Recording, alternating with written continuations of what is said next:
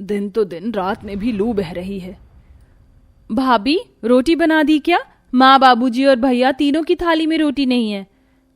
देखो ना सोनम, इतनी लू बह रही है, बड़ी मुश्किल से 2 रोटी उतारी हैं तवे की। पहले माँ जी और ससुर जी को दे आओ। जी भाभी। कूड़ेदान के बिल्कुल पास में कविता चूल्हा डालकर खाना बना रही थी और वहीं फुटपाथ में ही सास ससुर मजबूरी में बैठकर खा रहे थे। तभी सड़क के बीच से चकाचौंध में कई बैंड बाजे वाले बाजा बजाते हुए लाइन में चल रहे थे और एक महंगी मर्सिडीज गाड़ी में अमीर दुल्हन लहंगे में बैठी थी। लगता है किसी की बारात जा रही है। कितना सुहावना लग रहा है सब कुछ। अरे सारा पैसों का खेल है गंगा। जिसे भगवान ने संपत्ति दी है वो शादी ब्याह में कितना खर्च करते हैं। पता नहीं मेरी लाडो को कैसा घर और वर मिलेगा। ये सोचकर बूढ़े नारायण की आंखें अपार गरीबी के बोझ से भर जाती हैं। इस दुनिया में कई लोग संपत्ति वाले हैं तो कितने ऐसे गरीब लोग भी हैं जिनके पास खुद का रहने का घर तो दूर कुछ भी नहीं। नारायण का परिवार भी उन्हीं में से थे जो कूड़ेदान में ही बसेरा डालकर दिन गुजार रहे थे, क्योंकि ना तो प्रदीप के पास काम धंधा था और ना ही इतनी कमाई कि किराए का घर लेके कमाने खाने का खर्चा ही उठा सके। पूरा परिवार कूड़ेदान में ही कचरा बीन कर झोपड़ी में सोता था। पापा जी, आप क्यों दुखी हो रहे हैं? देखिएगा मेरी ननद का रिश्ता अच्छे खानदान में होगा, अच्छे घर में। बहू, ये केवल फिल्म में होता है। असल जिंदगी में गरीब घर की लड़की गरीब परिवार में ही ब्याही जाती है। कोई अमीर किसी गरीब की लड़की का हाथ क्यों थामेगा? और हमारी तो औकात ही कुछ नहीं है। सास का ये कहना गरीब भाभी के दिल में चाकू की तरह चुभ जाता है। वो रात भर अपनी ननद को देखकर चिंता में आंसू बहाती है। भगवान, बेशक मेरी शादी गरीबी में हो गई, लेकिन मेरी ननद को अच्छा परिवार देना जहां खुशियां ही खुशियां मिले। सूरज की किरण फूटने के साथ सब उठकर काम धंधे में लग जाते हैं, जिसमें बुढ़ापे की अवस्था में सास ससुर कूड़ा बीनते हैं और नंद भाभी सामने की सड़क में झाड़ू लगाती हैं। सोनम, मैंने तुम्हें कितनी बार कहा है तुम झाड़ू मत लगाया करो, मैं और तुम्हारे भैया कर लेंगे। लेकिन भाभी, इसमें क्या बुराई है? करने दीजिए, वैसे भी चोरी थोड़ी कर रही हैं। तभी सड़क पर से गुजरता हुआ एक आदमी इश्तेहार देके जाता है। ये लो बहन जी। ये क्या है भाई साहब? सरकार ने गरीब लड़कियों के लिए पास ही में सरकारी सेंटर खुलवाया है, जहां मेहंदी, सिलाई, कंप्यूटर कोर्स, ऐसे बहुत सी चीजें सिखाई जा रही हैं, वो भी फ्री में। कविता अपनी गरीब ननद के लिए बेहद खुश होती है। जब सरकार हम गरीबों को सुविधा दे रही है तो तुम्हें भी फायदा उठाना चाहिए। मेरी प्यारी ननद, वैसे भी पढ़ाई लिखाई के साथ साथ में कुछ हुनर रहेगा तो आगे दिक्कत नहीं आएगी। ठीक है भाभी, मगर मेरी शर्त है, आप मुझे मदद करने देंगी अपनी? तुम भी ना जिद्दी बहुत हो। चलो ठीक है। कविता जल्दी जल्दी चिलचिलाती धूप में सड़क साफ करके पसीने में भीगी पुराने से सलवार कमीज पहने नाम लिखाने आ जाती है, जहां नितिन नाम का एक नौजवान सा लंबा चौड़ा लड़का बैठा था। तभी झिझकते झिझकते सोनम अपने चेहरे का पसीना पोंछती हुई बोली, जी जी जी नमस्ते। वो मुझको नाम लिखवाना था कोर्स में। हाँ जी, नाम बताइए। सोनम। ठीक है, आप कल से आ जाना। अगले दिन से सोनम पूरा ध्यान लगाकर कंप्यूटर, सिलाई, मेहंदी तीनों कोर्स सीखती है और उधर कूड़े के घर लौटकर भी काम करती है। यूं ही दिन गुजरने लगता है। फिर एक दिन भाई प्रदीप कहता है, माँ, पिताजी सोनम के लिए एक रिश्ता बतलाया है, वो सामने मंदिर वाले पंडित जी ने। अच्छा, फिर तो तू उन्हें बुला ले। इस गरीबी में हमारी बेटी का कोई हाथ थाम ले, बस और क्या चाहिए। अगले ही दिन कम्मो अपने बेटे रमेश के साथ सोनम को देखने आती है। कविता उन्हें नाश्ता पानी कराती है। जी नाश्ता लीजिए। शुक्रिया शुक्रिया। बहू, सोनम को ले आ। जी बाऊजी। सोनम नजर नीचे किए सामने आती है। तभी रमेश उसे घूर घूर कर देखने लगता है। सोनम के भैया, आपको लड़का हमारी सोनम से ज्यादा उम्र का नहीं लग रहा है?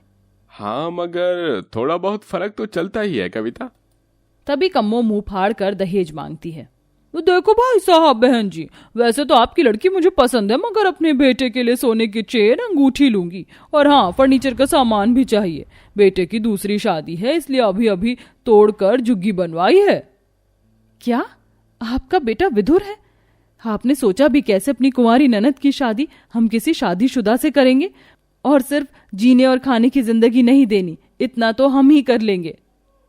अच्छा, तो तुम लोग बड़े धुरंधर धन्ना सेठ हो ना, जो महल का राजा आएगा इससे शादी करने के लिए। खुद के सर पर तो एक छत भी नहीं है, बड़े आए। हाँ, बिल्ली के ख्वाब में छींछड़े। चल बेटा, वो औरत सुनाकर चली जाती है और लाचारी के भाव से ससुर ने कहा, अरे ये क्या क्या बहू तूने, वे लोग मान गए थे, कब तक इसको छाती पर रखेंगे। जवान बेटी बाप भाई के सीने पर पत्थर की तरह होती है। बाबूजी इतने लाचार भी नहीं हम। मेरे रहते मैं अपनी ननद को किसी ऐसे का हाथ नहीं थामने दूंगी जब तक अच्छा रिश्ता नहीं मिल जाता। पूरा परिवार एक के बाद एक रिश्ते देखता तो है, लेकिन उनके कचरे में बसे होने की वजह से कोई उनसे रिश्ता नहीं जोड़ना चाहता, और एक दो हाँ भी करते तो लाखों रुपयों का दहेज मांगते। इधर हर किसी से ठुकराए जाने के कारण सोनम को दिल ही दिल में ठेस लगती है और एक दिन वह सेंटर में सिलाई करते करते यही सोचकर अंदर ही अंदर से सकती है, भगवान ऐसा मेरे साथ क्यों होता है। गरीब की बेटी जैसे खिलौना है, खरीदने बेचने का एक दहेज लेता है और एक देता है, हर सूरत में बिकती बेटी ही है। आह मेरा हाथ। क्या हुआ सोनम, तुम ठीक हो? जी मैं ठीक हूँ। पता नहीं क्यों, पर इसको जरा सी भी दर्द में देखकर मेरा दिल तड़प उठता है। कहीं ये प्यार तो नहीं? यही सोच लिए नितिन घर आता है। वो बहुत ही अमीर पिता का इकलौता लड़का था। Nitin, welcome my son. कितनी बार तुझे कहा है कि ये एनजीओ छोड़कर डैडी का बिजनेस संभाल, बट पता नहीं तुझे इन गरीबों की हेल्प की क्यों पड़ी है। माँ, पिताजी पैसा कमा तो रहे हैं, उतना बहुत है। गरीब की सेवा से बड़ी कमाई नहीं है। हाँ तू और तेरा लेक्चर। नितिन सोनम के ख्याल में खोया सा रहता है। अगले दिन सड़क पर जाते हुए सोनम से उसकी टक्कर हो जाती है, जो कि गर्मी में भीगी बुरे से भेष में मिट्टी धूल में सनी सड़क साफ कर रुकी थी। उसे यूं देखकर नितिन सवाली हो जाता है। तुम यहाँ? और तुम झाड़ू क्यों लगा रही हो? सोनम के आंख से सावन की पहली बारिश की तरह आंसू बहने लगते हैं। पेट का सवाल है साहब, उसे भरने के लिए कुछ तो करना पड़ेगा, और चोरी थोड़ी ना कर रही हूँ, मेहनत कर रही हूँ, उसमें क्या बुराई है। इतने में कचरे की बोरी कंधे पर उठाए भाभी कविता आ जाती है। सोनम मेरी प्यारी ननद, पता है आज कचरे में बहुत लोहा प्लास्टिक मिला, अच्छी कीमत मिलेगी। आप कौन हैं? जी नमस्ते, मैं नितिन हूँ। आपसे कुछ बात करनी थी। दरअसल मैं सोनम को पसंद करता हूँ और शादी करना चाहता हूँ। जिंदगी भर साथ निभाना चाहता हूँ उसका। ये सुनकर कविता अपनी गरीब ननद के लिए बहुत खुश होती है।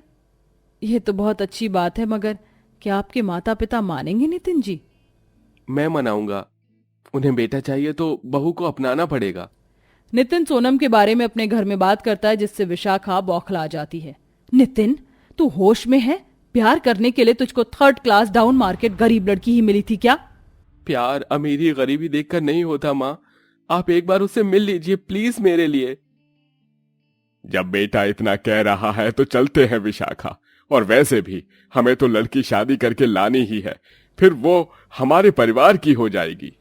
मुझे मन से विशाखा मान जाती है। अगले दिन वह महंगे महंगे शगुन के साथ कचरे वाले घर में आते हैं, जहां गरीब ससुराल वाले सुबह से ही कचरेदान की साफ सफाई और उन्हें उठाने बिठाने की व्यवस्था में लगे थे। जी नमस्ते, आइए बैठिए बैठिए, यहाँ बैठिए।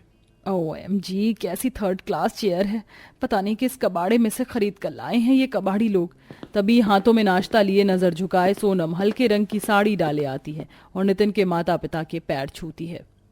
खुश रहो बेटी। भाई साहब, हमको लड़की पसंद है।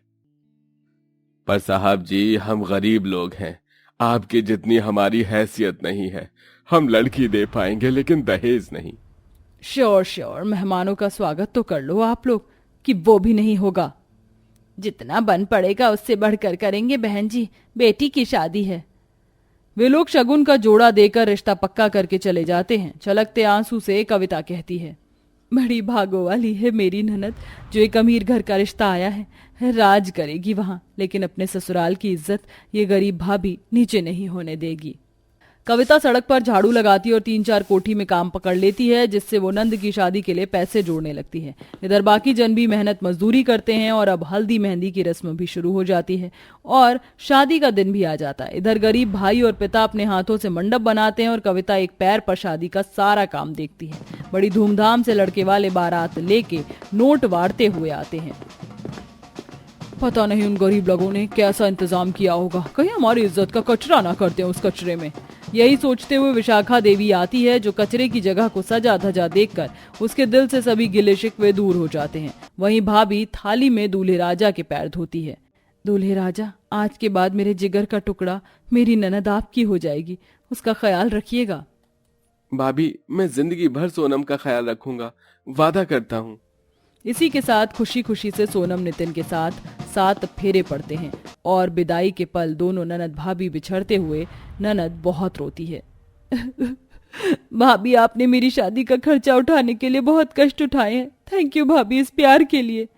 जाओ मेरी प्यारी ननद, सदा खुश रहना, यही शुभकामना है। तभी नर्म लहजे में सास कहती है, चिंता मत करो बेटी, तुम्हारी ननद को बहू नहीं बेटी बनाकर रखूंगी। ये सुनकर सभी के दिल को तसल्ली आ जाती है और फिर खुशी खुशी गरीब ननद अमीर ससुराल विदा होकर चली जाती है। इस तरह एक अमीर परिवार में गरीब ननद का रिश्ता हो जाता है।